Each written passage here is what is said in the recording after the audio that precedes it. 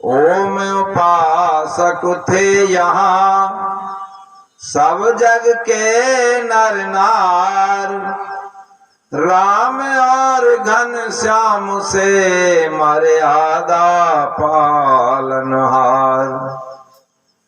सारे कालों का जिसे पूरा यथावत ज्ञान है, श्रेष्ठ सारी में प्रतिष्ठित बस वही भगवान है स्वयं सुख रूप केवल मुक्तिदाता नाम है। उसमें है तम ब्रह्म को श्रद्धा समेत प्रणाम है। एक अनपढ़ बात मुझसे ये पते की कह गया, सुन के उसकी दासता अवमान मेरा ढह गया। हो गई है शाम तुझको ए पथिक इस बाग में, खा न पाया आम तू बस पेड़ गिनता ही रह गया। खा न पाया आम तू बस पेड़ गिनता ही रह गया। बहुत ही आदर और सम्मान के योग स्वामी चेतनानंद जी महाराज जब पूरे भारतवर्ष में, पूरे राजस्थान में घूम घूम करके वेद का प्रचार कर रहे हैं और इस रथ यात्रा को लेकर के जन कल्याण के लिए निकले हैं, मैं हृदय से उनका आभार व्यक्त करता हूं। और अपने बहुत सुंदर भजनोपदेशक अभी आपके बीच में श्री ओम प्रकाश जी बहुत सुंदर भजनों के माध्यम से हमको उपदेश कर रहे थे। और राजपाल जी आर्य छानीबड़ी के आर्य समाज के प्रधान बलवंत सिंह जी निडर, धर्म प्रेमी बंधुओं, मातृशक्ति, प्यारे प्यारे बच्चों, बहुत सुंदर चर्चा अभी आप मेरे से पूर्व सुन रहे थे। तो थोड़ा सा मैं निवेदन ये करूंगा, मुझे लग तो ऐसा रहा है कि सब लोग यहाँ पढ़े लिखे हैं, क्यों भारत के नक्शा बना करके सब बैठे हैं। यहाँ मैंने एक विचित्र स्थिति देखी है, रेलों में बसों में हम जाते हैं तो लोग सबसे पहले सवारी को उतरने नहीं देते, तब तक आगे बैठने की कोशिश करते हैं, उसमें अंदर प्रवेश करते हैं। पर यहाँ इतने समझदार लोग हैं, सारा स्थान छोड़ करके तब आगे बैठे। तो मेरा निवेदन तो पहले ये है कि माताएं बहनें जो सब सामने यहाँ आ जाएं उठ करके एक बार, और जो भी समर्थ है बैठने में बगैर कुर्सी के, वो नौजवान भी आगे आए तो थोड़ा अच्छा लगेगा चर्चा करने में। एक बार थोड़ा उठेंगे माताएं बहनें, या सामने से बैठे लाइन से जैसे बैठते हैं। अच्छा, सभा किसको कहते हैं? सभा कहते हैं जहाँ सभ्य और समझदार लोग बैठे हों, उसी का नाम सभा है। और सभ्यता पूर्वक उनका व्यवहार, वातावरण, बोलचाल की भाषा, बैठने उठने का तरीका हो, उसी का नाम सभ्यता है। ऐसा नहीं होता कि एक आदमी सत्संगों में, ऐसा कभी नहीं चलता। हमेशा सत्संगों को सत्संग के रूप में सुनना चाहिए, क्योंकि उससे हमें कुछ ग्रहण करना है। अभी ईश्वर की चर्चा कर रहे थे भाई, और इधर से भी बच्चे, जो छोटे छोटे बच्चे हैं, वो आगे आकर के बैठे, सब ऐसे बैठे हैं। और आगे आ जाए बंधु जो बहुत दूर अंधेरे में बैठे हैं, पता नहीं लगे, यहाँ उठ के नहीं भागना है। और कोई ऐसा ही अंतर नहीं है, ये तो एक फोटो खींचने का है। मैंने समझा लोग इससे डर के बैठे होंगे। चलो थोड़ी सी चर्चा करते हैं ईश्वर के विषय में। देखो वेद क्या है, आप एक थोड़ा सा चिंतन करो, एक हम इस दुनिया में क्यों आए? क्या हम कभी आप सोचते हैं ऐसा, एक इस दुनिया में जो हम आए हैं, क्या अपनी मर्जी से आए हैं? क्या हम यहाँ, मैंने अपनी मर्जी से इस जीवन को नहीं चुना, अपने मर्जी से मैंने इस गांव को नहीं चुना, अपने माँ बाप को नहीं चुना, और इस शरीर को नहीं चुना। और आगे ये चिंतन करके देखेंगे तो आगे का भी मुझको कुछ पता नहीं है। मैं किस योनि में जाने वाला हूँ, कहाँ जाने वाला हूँ, कब जाने वाला हूँ, किस देश में, किस प्रांत में, किस ग्राम में, किस देश विदेश में, अंतरिक्ष में, कहाँ मेरा जन्म होगा, ये व्यक्ति जल्दी से जान नहीं पाता। और बंधुओं, आप चिंतन करके देखेंगे, जब तक आदमी किसी नियम कानून के अंतर्गत नहीं चलता, वो कभी भी जीवन में सुख नहीं पा सकता। अच्छा, ईश्वर ने ये दुनिया बनाई और कोई नियम कानून अगर न बनाया होता तो दंड देने का अधिकारी नहीं था। क्यों जी? दंड दे सकता है। हमारे यहाँ कानून है, नियम है कि आपको बाएं चलना है। मैं वेद की बातों को बहुत ऐसे साधारण रूप में आपके सामने रखूंगा ताकि आपकी बात में ये समझ में आ जाए। वेद का मंत्र आता है, त्वम ही नय पिता वसो त्वम माता सत्कृतो बभूविथ अधाते सुम्न मी महे। हे परम पिता परमात्मा, तुम ही हमारे पिता हो और तुम ही हमारी माता हो, तुम ही हमको बसाने वाले हो, तुम सब ओर से हमारा कल्याण करने वाले हो। जब परमात्मा की ये व्यवस्था है तो उसने अपने कोई नियम कानून भी जरूर बनाए होंगे। ईश्वर का ज्ञान, अच्छा, बिना बताए कोई भी विद्या किसी मनुष्य पर आ नहीं सकती। आप देखेंगे एक व्यक्ति पर उसके पिताजी से, उसके पिताजी से, दादाजी से, उसके दादाजी से, पर अंत में जब जाएंगे तो पता ये लगेगा एक इस विद्या को देने वाला कोई है तो वह परम पिता परमात्मा ही है, इसके अलावा दूसरा अन्य कोई भी नहीं है। अच्छा, इसमें वेद ईश्वर का ज्ञान है। वेद ज्ञाने धातु से यह शब्द निष्पन्न होता है। धातु क्या होती है?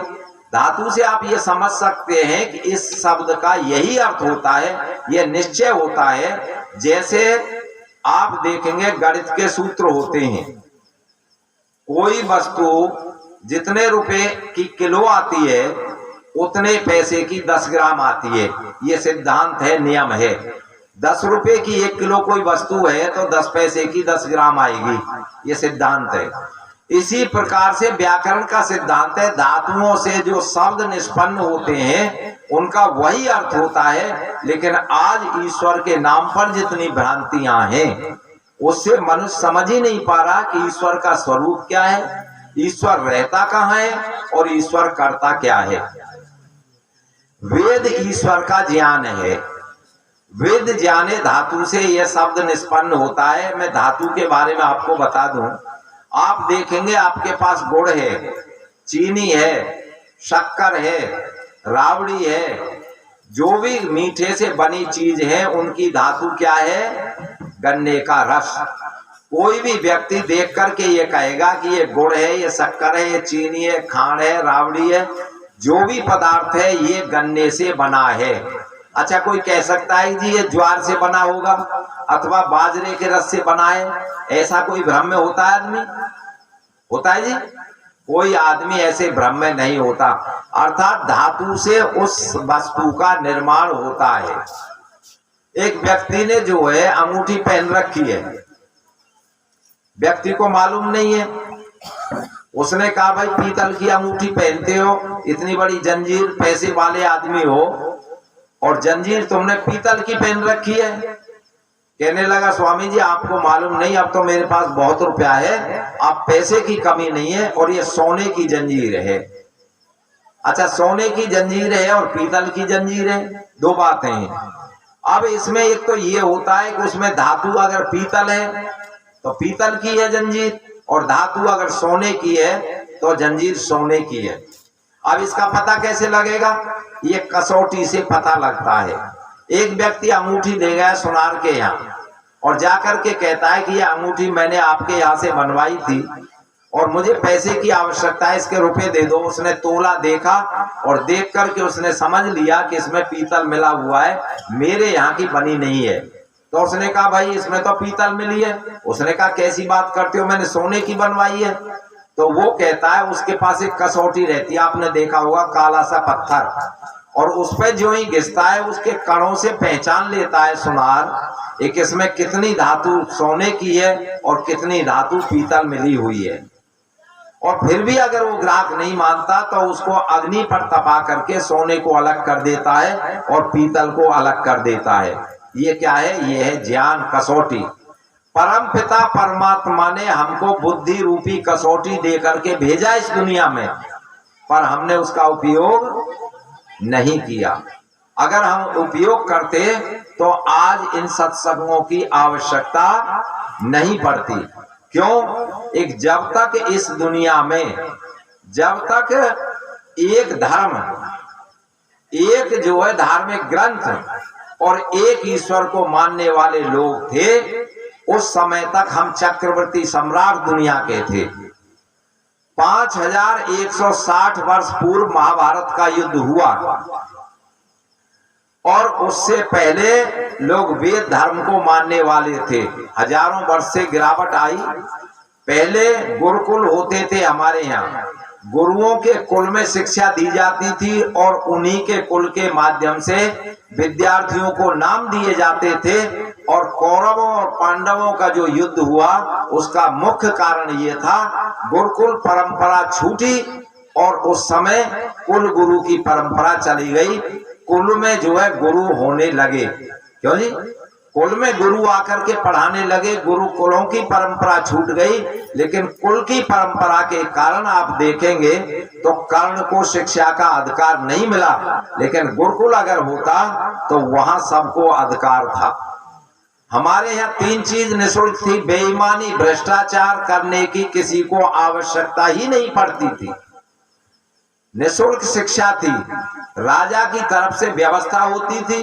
राजा का लड़का हो चाहे गरीब का लड़का हो, एक ही वेशभूषा में। रामचंद्र जी भी वही वशिष्ठ ऋषि के आश्रम में पढ़े हैं और हनुमान जी भी वहां पढ़े हैं, जिनको पूंछ वाला बंदर लोगों ने बना के रख दिया।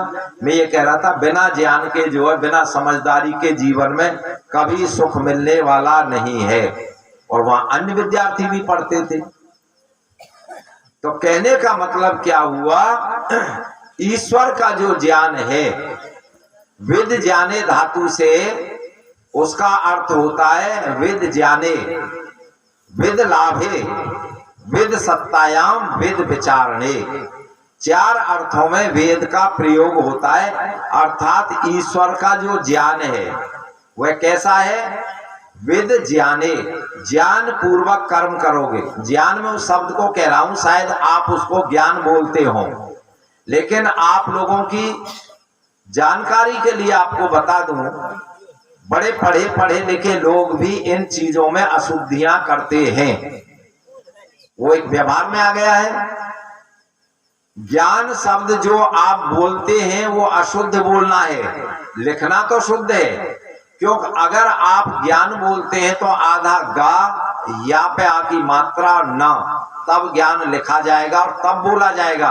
पर ऐसा लिखता कोई नहीं है। वह संयुक्त अक्षर है, उसमें ज है, य है और अ है और आ की मात्रा है। तो ज्ञान शब्द होता है, संयुक्त अक्षर मिला करके बोला जाता है। ऐसे ही लोग विद्यालय बोलते हैं, आपने देखा होगा, तो उसमें धा और या नहीं होता, उसमें द और य होता है। और विद्यालय वो संयुक्त अक्षर है। इसी प्रकार से कक्षा बोलते हैं तो उसमें छा नहीं होता। कुछ लोग कक्षा बोलते हैं उसको, तो उसमें 4 छा नहीं होता। क और श संयुक्त अक्षरों से बना है, इसलिए हमारे शब्दों का भी उच्चारण हमारा भ्रम में परिवर्तन हो गया। तो मैं कह रहा था, धातु से शब्दों का सही वर्गीकरण होकर के हमको शुद्ध ज्ञान होता है। परमात्मा के बारे में हम इस संसार में आए और अगर हमने ज्ञान प्राप्त नहीं किया तो निश्चित रूप से वो भूल हमारी माफ नहीं होगी। परमात्मा ने संसार में जो भेजा है तो उसका ज्ञान करना मनुष्य का कर्तव्य है। अगर वो अज्ञानता में जीता है जीवन भर तो उसको जो है कहीं भी ईश्वर की कृपा से, ईश्वर की तरफ से उसको छूट नहीं दी जाएगी। एक ये व्यक्ति अनजान रहा। आप देखेंगे, एक व्यक्ति रेल में सफर करने के लिए पहुंचा, ट्रेन खड़ी है और एक व्यक्ति ने पूछा, बुजुर्ग आदमी था, मुझे दिल्ली जाना है। नौजवान ने कहा, बाबा ये सामने जो ट्रेन खड़ी है ये दिल्ली जाएगी, आप इसमें बैठ जाओ।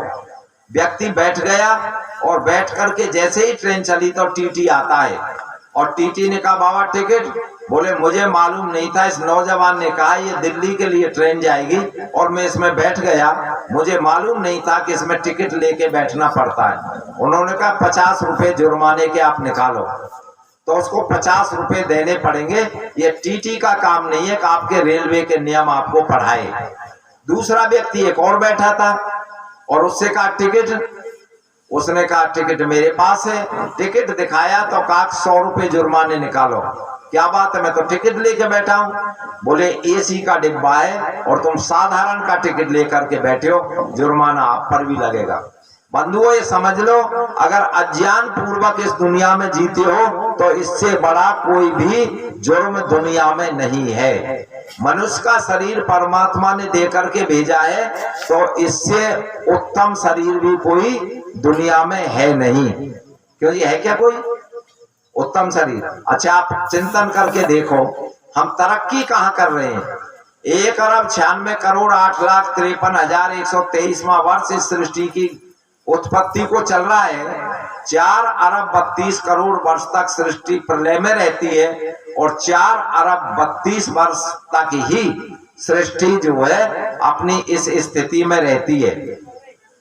अब आप देखेंगे, अगर इन सृष्टियों की इसकी गणना की जाए और आप मान लिया जाए कि हमको मनुष्य का शरीर ही हरी सृष्टि में मिला हो, या इस जन्म इस सृष्टि में अगर हमको हर बार मनुष्य का शरीर मिला है और 100 वर्ष तक अगर मनुष्य का ही शरीर मिला है, तो आप चिंतन करके देखो कि हमने उन्नति क्या की है। छोटा सा बच्चा होता है और छोटा बच्चे को ये लालच देते हैं तुम विद्यालय में पढ़ने जाओगे तो पढ़ लिख करके जब तुम बड़े हो जाओगे तुम्हारी नौकरी लग जाएगी, तुमको काम नहीं करना पड़ेगा, तुम एसी में बैठे रहोगे, इसलिए बच्चा पढ़ता है। और पढ़ लिख करके जब बड़ा हो जाता है तो फिर वो देखता है अगले व्यक्ति को जो नौकरी कर रहा है, पैसे का उस पर अभाव होता है, तो सोचता है कि ये व्यक्ति सुखी है जो नौकरी करता है। नौकरी अगर वो करने लग जाता है तो फिर वो देखता है कि जिसका कोठी बंगला बना हुआ है ये व्यक्ति सुखी है, अब वो कोठी बंगला बनाता है, फिर भी उसको सुख चैन नहीं आता, आनंद नहीं मिलता। अब भी वो क्या सोचता है, एक जिस व्यक्ति की शादी विवाह हो गया है ये व्यक्ति सुखी है, अब वो विवाह रचाता है। विवाह रचाने के बाद भी उसको आनंद नहीं आता, अब वो देखता है जो व्यक्ति गाड़ी में जा रहा है इसको आनंद है, जो पति पत्नी बैठ करके मौज से जा रहे हैं, अब वो गाड़ी खरीदता है। अर्थात सुख साधन के सारे सामान जीवन में इकट्ठा करता रहता है और अभी उसको सुख मिला नहीं। अब क्या देखता है, जिसको संतान हो गई है ये व्यक्ति सुखी है, जो गाड़ी में छोटे से बच्चे को खिलाते हुए खुशी में जा रहे हैं ये आनंद में है। ऐसा चिंतन करके वो संतान पैदा करता है, लेकिन संतान पैदा करने के बाद भी कोई व्यक्ति अभी तक सुखी हुआ नहीं होगा। क्या सोचता है, अब इसको पढ़ाना लिखाना है, उसके कपड़ों की जिम्मेदारी बढ़ जाती है, उसके रहन सहन उसके खान पान की जिम्मेदारी बढ़ जाती है और व्यक्ति सोचता क्या है, एक अभी तो मैं जवान हूँ, मेरी काम करने की अवस्था है। वो बच्चों के लिए जीवन भर कमाता रहता है और कमाते कमाते उसके बच्चे के भी बच्चे हो जाते हैं, नाती का भी नाती हो जाता है, तब तक भी व्यक्ति बूढ़ा हो करके भी उसकी मोह माया उससे जाती नहीं। और अब मकान की देखभाल में, और नहीं तो पिताजी को बच्चे क्या करते हैं, उसको विद्यालय के लिए ड्यूटी लगा देते हैं, पिताजी तुम यहाँ बैठे रहते हो, बस आती है इस अपने नाती को वहां छोड़ के आ जाना। इन कामों में लगा रहता है, घर की डेंटिंग पेंटिंग कराता है, जीवन भर इसी में निकल जाता है, कभी ईश्वर का चिंतन नहीं करता और जब अंत समय आता है तो इस दुनिया से रोता हुआ जाता है। और आप चिंतन करके देखो, अब उसका टिकट यहाँ से कट गया, मकान को छोड़ गया जैसा भी स्थिति में था, अगला फिर जन्म हुआ और फिर यही काम किया, फिर उसने बढ़िया सा मकान बनाया, बूढ़ा हो गया, नौकर हो गया, बाल बच्चे पैदा किए, कोठी बंगला बनाए, फिर मर गया। और फिर मर करके तो मान लो फिर मनुष्य का जन्म मिला हो, तो बोलो उन्नति जीवन में कुछ की है क्या? पहले जन्म का कुछ भी आपकी विद्या आपको याद नहीं रहती। बोलो सब छोटे आ बड़े आप पढ़ने पढ़ते हैं कि नहीं पढ़ने पढ़ते? ABCD शुरू से हर बच्चा पढ़ता है या पूर्व जन्म का पढ़ा लिखा काम देता है? अगर इसी के लिए मनुष्य का जन्म मिला है तो पशुओं में और मनुष्य में कोई भी अंतर कुछ भी नहीं है। ये साम विद्या न तपो न दानम ज्ञानम न शीलम न गुणो न धर्म ते मृत लोके भवभार भूता मनुष्य रूपेण मृगाश्चरन्ति। जिनके पास ना विद्या है, अच्छा विद्या ये नहीं है धन कमाने की, ये तो ठगों के पास भी होती है। चोर चालाक आदमी जो है जेब कट बहुत होशियार होता है, ऐसा नहीं होता। और ठग भी आदमी बहुत चतुर होता है। आपने नटवर नाम का व्यक्ति एक नाम सुना होगा आप लोगों ने, जो बुजुर्ग यहाँ बैठे हैं। अब वो दुनिया से चला गया और वो जब बिल्कुल बूढ़ा हो गया था ना, उसका तो यहाँ तक बताते हैं उसने अपने लाल किले को भी विदेशी आदमी को बेच दिया था अपनी होशियारी के कारण। मेरा जो है प्रधानमंत्री से सीधा संबंध है, अब हम दूसरा लाल किला बनाएंगे और ये कागज आपके नाम हो जाएंगे। इस तरीका से ठगी करता था और यहाँ तक ठगी करता था बंधुओं, जब बिल्कुल बुजुर्ग हो गया 80-90 साल का, फिर भी उसने ठगी नहीं छोड़ी। फिर क्या काम करता था, फिर वो कारों को चुराता था। वहां तहसील में जहां से बड़े बड़े लोग जाते हैं वहां गाड़ियां खड़ी रहती थी, अपनी पुरानी दुरानी गाड़ी चोरी की को ले जाता, साथ में खड़ी कर देता और दूसरे की चाबी लगाई, माहिर था, चाबी गाड़ी उठाई और चल दिया। कभी बाई चांस उससे गाड़ी ना खुली और फंस गया तो क्या कहता था, कोई व्यक्ति आ जाए, अरे क्या कर रहे हो तुम? अरे भाई मुझे इतना दिखाई नहीं देता, बूढ़ा हो गया हूं ना, अरे मेरी गाड़ी तो इधर खड़ी है, मैं इसमें चाबी लगाने लगा। तो नौजवान क्या कहता, कोई बात नहीं बाबा चले जाओ, नहीं तो अपनी कार छोड़ जाता और उसको ले जाता था। तो कहने का क्या मतलब है, एक ये विद्या नहीं है, विद्या है ईश्वर प्राप्ति को। विद्या क्या है, यथार्थ ज्ञान, जो वस्तु जैसी है उसको जानना, वैसा मानना विद्या है। और इसके विपरीत अविद्या है। ये धन कमाने की विद्या ये भौतिक साधन है। भौतिक साधन जितने यहाँ से इकट्ठे करते हो सब यहीं छूट जाते हैं। लेकिन परमात्मा की जो आध्यात्मिक विद्या है, जब तक उससे मनुष्य नहीं जुड़ेगा कभी जीवन का कल्याण होने वाला नहीं है। ये साम विद्या तपोन दानम, और जिसके जीवन में तप नहीं है, बिना तप के ईश्वर का साक्षात्कार किसी को नहीं होता। और बंधुओं ये ध्यान रख लो, मनुष्य जीवन का लक्ष्य यही है, नहीं तो सुख तो हमको और योनियों में भी मिल सकते हैं। इंदिरा गांधी का नाम सबने सुना है, अपने यहाँ की प्रधानमंत्री थी, एक कुत्ता रखती थी। एक बार विदेश से आई और गाड़ी में उनका पिल्ला बैठा था, पूरी सीट पे लेटा और प्रार्थना कर रही, भाई मुझे भी जगह दे, जरा बैठने दे। एक व्यक्ति वहां खड़ा था बिल्कुल गरीब फटे हाल में, पत्रकार से कह रहा था, किसी कारण से गया, बोलो कितना ये कुत्ता कितना सुखी है, स्वर्ग में रह रहा है, जो प्रधानमंत्री के साथ सीट पे बैठता है और नौकर चाकर इसके लिए रहते हैं, बिस्कुट खाता है, साबुन से नहलाते हैं, डॉक्टर इसकी देखभाल करता है। तो पत्रकार उससे कह रहा है, एक भाई ये वास्तव में सुखी है लेकिन तुम दुखी हो? बोले हमें तो खाने को अन्न 2 समय नहीं मिलता, ये फटे हाल में मैं घूमता हूँ, तो मैं तो दुखी अपने आप को महसूस करता हूँ। तो व्यक्ति कहता है, पत्रकार उससे, अच्छा तो तुम कुत्ता बनना चाहते हो क्या? तो तब वो व्यक्ति जवाब देता है, भाई चाहे मैं फटे हाल में ही रहता हूँ पर कुत्ता बनना फिर भी नहीं चाहता।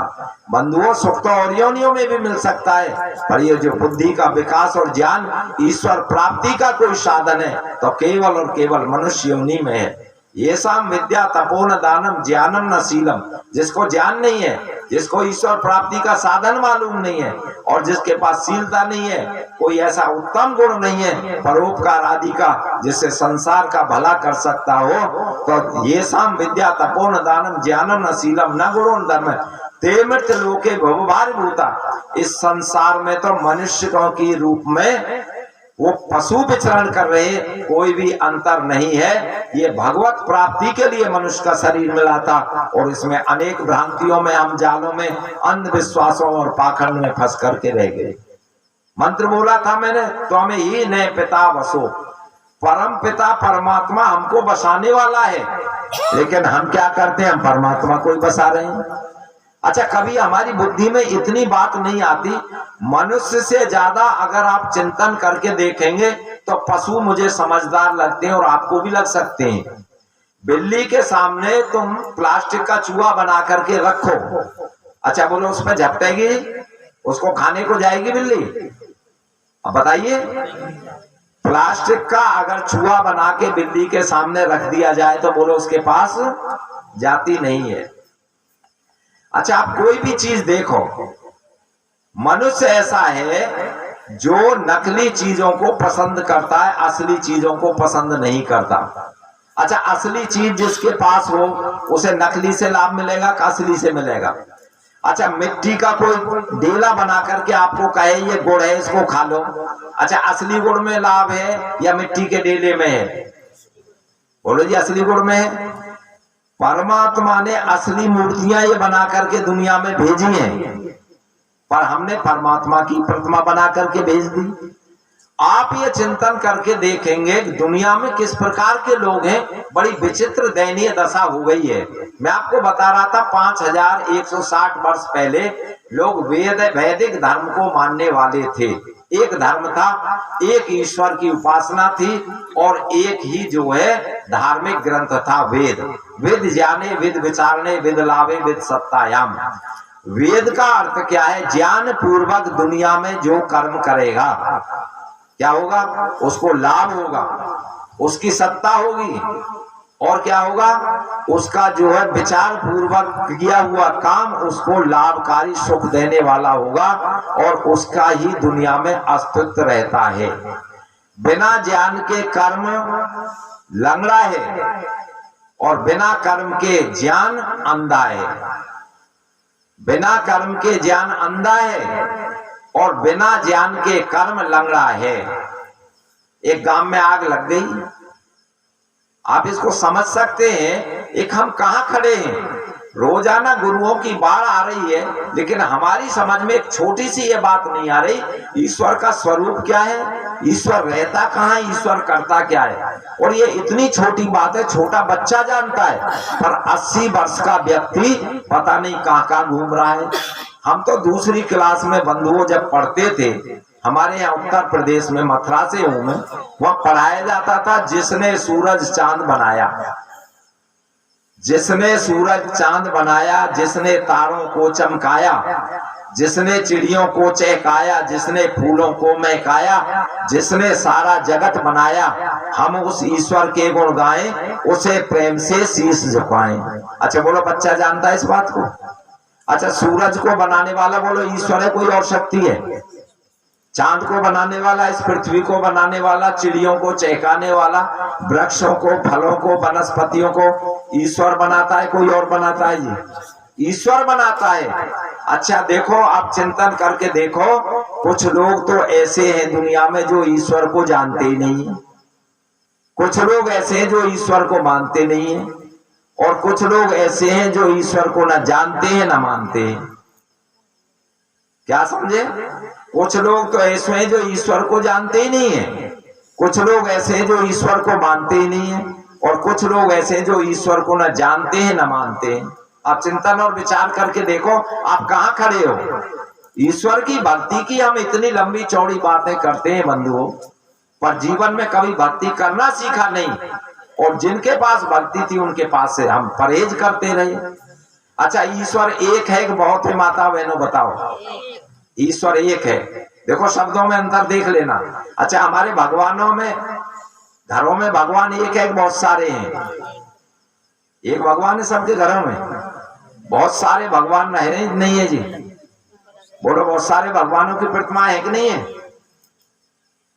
बोलो बाबू जी, है कि नहीं है? एक ही भगवान है, सब एक ही धर्म को मानने वाले हैं, एक ईश्वर को मानने वाले हैं। ईश्वर एक है ऐसा हम कहते हैं, पर वैसा मानते नहीं है। ईश्वर एक है, लेकिन भगवान हमने बहुत बना रखे हैं। अच्छा, दूसरी बात आप देखो, ईश्वर हमें बनाता है, हम ईश्वर को बनाते हैं। बोलो जी, ईश्वर हमें बनाता है, हम ईश्वर को बनाते हैं। ईश्वर हमको बनाता है ना, हमने ईश्वर की प्रतिमा बना के रख रखी है। अच्छा बोलो, ये सही ज्ञान है क्या? ये विद्या है कि अविद्या है? अविद्या से व्यक्ति कभी भी जीवन में सुख पाने वाला नहीं है। अच्छा, तुम प्लास्टिक की रोटी, मिट्टी की रोटी बना लो, अच्छा उसको खा के आदमी सुखी हो जाएगा कि दुखी हो जाएगा? असली अन्न की रोटी ही आपको सुख देने वाली है। ईश्वर एक है, और ईश्वर जो है एक जगह रहता है अथवा सब जगह रहता है? एक जगह रहता है, सब जगह रहता है ईश्वर? बोलो, सब जगह रहता है। अच्छा, कोई भी वस्तु दुनिया की बताओ जो सब जगह रहती हो, उसका आकार होता है कि निराकार होती है? जो वस्तु एक है और सब जगह रहती हो तो वो आकार वाली है कि बिना आकार की होगी?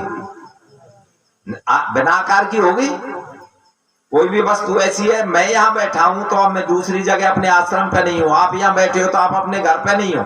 एक वस्तु जो एक जगह रहती है वो निराकार नहीं हो सकती, और जो सब जगह रहती है वो साकार नहीं हो सकती।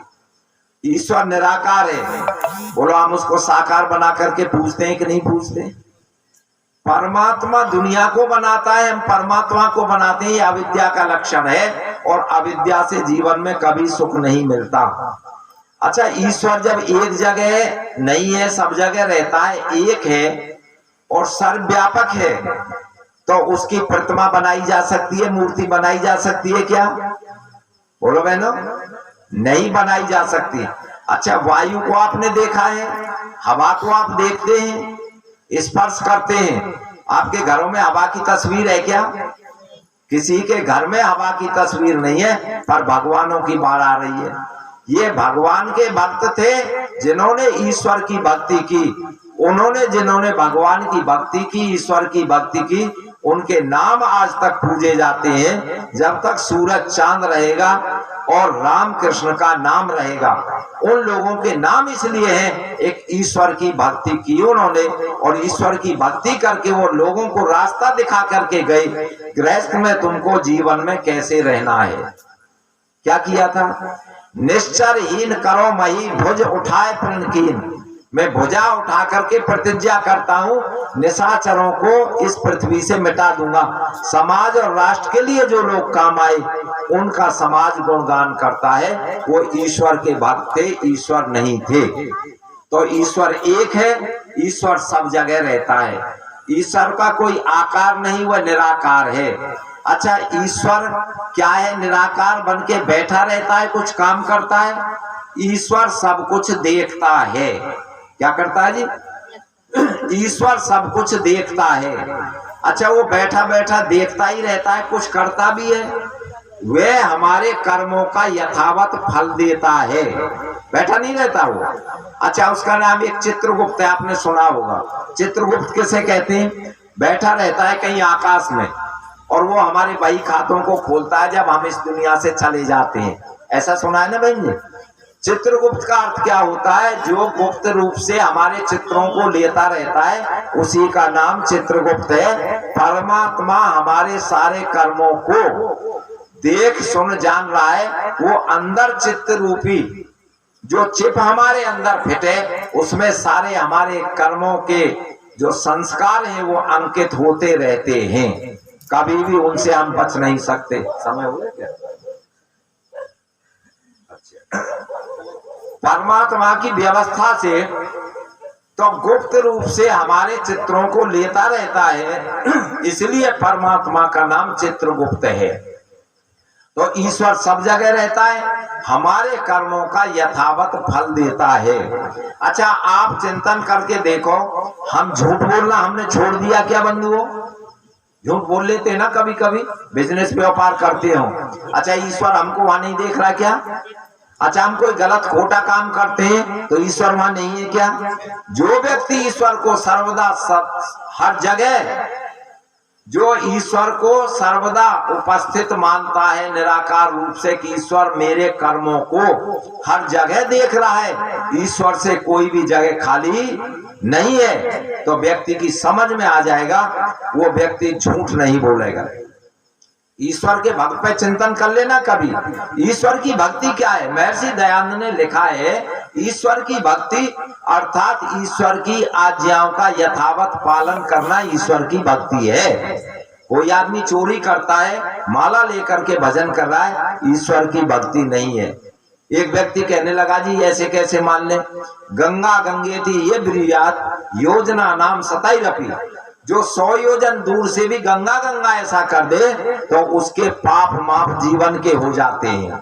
तो हमने कहा इसका परीक्षण करके दिखाओ। एक व्यक्ति गंगा पे नहाने गया और वहां हमने कहा भाई तुम गंगा गंगेती करो इसमें और स्नान करो। उसने स्नान किया और स्नान के लिए जैसे ही वो उसमें गया, चोर एक चोरी के लिए खड़ा था, उसके वस्त्र लेकर के भाग